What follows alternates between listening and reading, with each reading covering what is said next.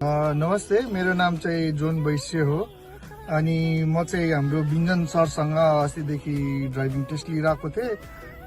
Driving क्लासेसहरू लिइरहेको थिएँ टेस्टको लागि चाहिँ। अनि यो चाहिँ मेरो सेकेन्ड एटेम्प्ट हो। फर्स्ट एटेम्प्ट चाहिँ मैले अर्को इन्स्ट्रक्टरसँग लिइरहेको थिएँ। उहाँले पनि राम्रो सिकाउनु भएको थियो, तर हाम्रो बिन्जन सर जति चाहिँ राम्रो उहाँले सिकाउनु भएन जस्तो मलाई लाग्छ।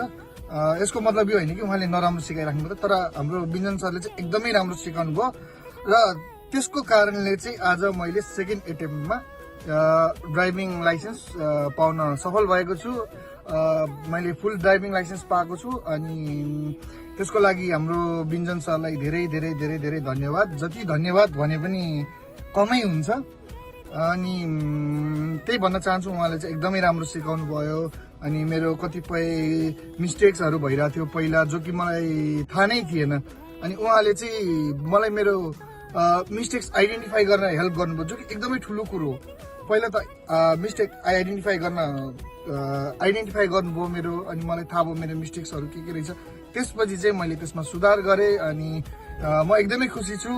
जे होस्, बिन्जन सर जस्तो मैले इन्स्ट्रक्टर पाएर ल हस् त, धेरै धेरै धन्यवाद।